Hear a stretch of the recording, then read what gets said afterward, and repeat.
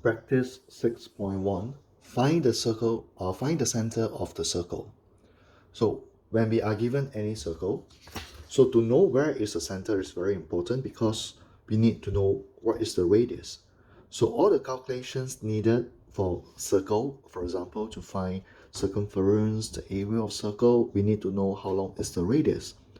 So therefore, in real life situations when we have a circle, so to do whatever kind of calculations, we need to know where is the center. Therefore, we are able to determine the radius, then followed by the calculations.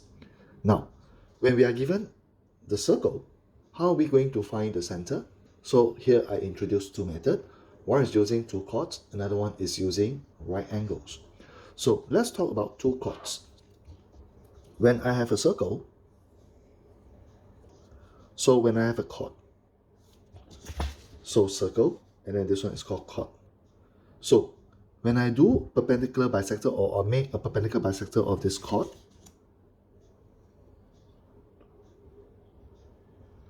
it will cut through the center. So similarly, if you make any other chords at any other places, so if you construct the perpendicular bisector of this chord, it will cut through the center also. So what does it mean here? So if I want to know what is the center or where is the center of this circle, so first of all, what do? I just simply anyhow make a chord.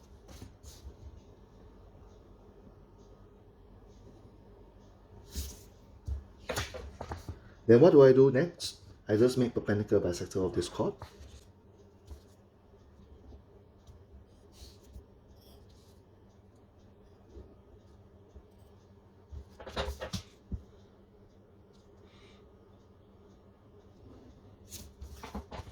So here I have the perpendicular bisector of the chord. Now, next I need another chord. So where should I draw another chord? Okay, anywhere basically, as long as not parallel to this. Okay, if not, then you will get the same line. So what am I going to do here is I try to draw the chord here. Anywhere, you can draw the chord here, anywhere, as long as enough space. Okay, then next, perpendicular bisector.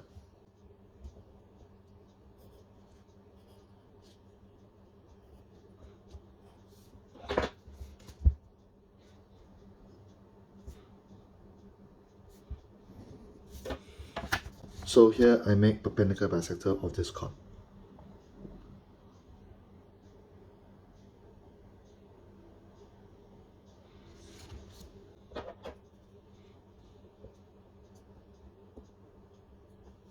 Okay, hold on.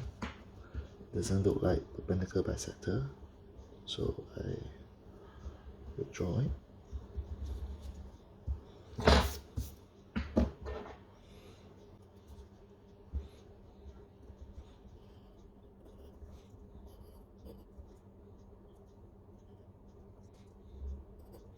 Okay, so now it looks better. So it's okay you make error and then just remember to use eraser to clean all the lines. Okay, so now it looks better. So this is the perpendicular bisector of this chord. So now the perpendicular, the point of intersections that make will be the center.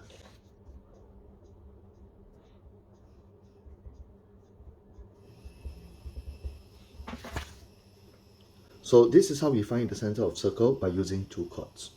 Now, how about right angles?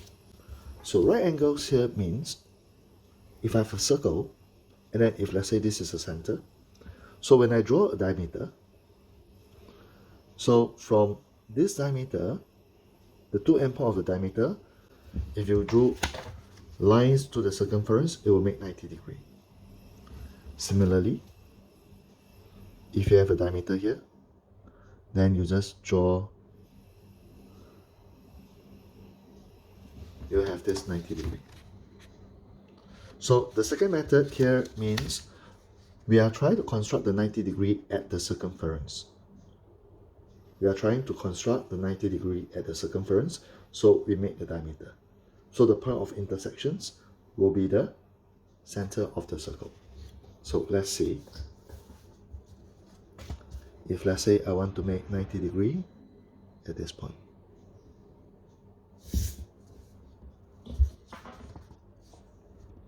So let's say I want to make 90 degree at this point.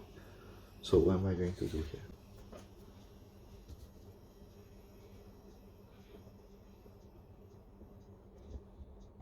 So you see, this is a special way to do 90 degree.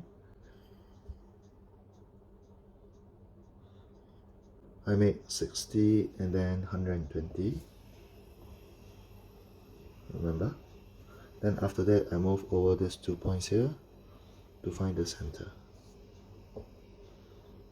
See, there are many ways for you to do the geometrical constructions as long as you get the concept correct.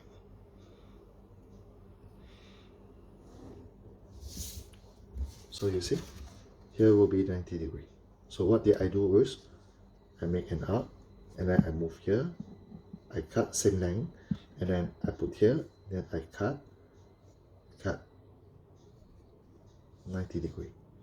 So which means if I join this point to this point, it will be the diameter of the circle.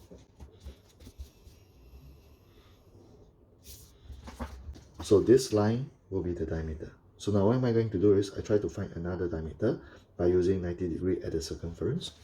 So let's say I'm using this.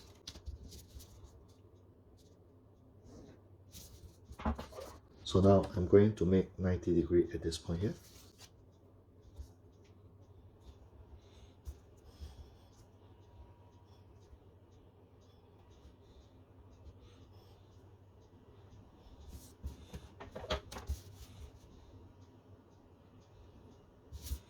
So this is the 90 degree. So if I join this to this, it will form another diameter.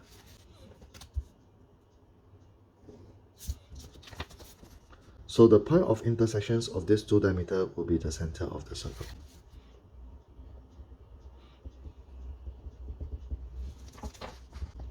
So this is how we get the center, by using right angle at the circumference.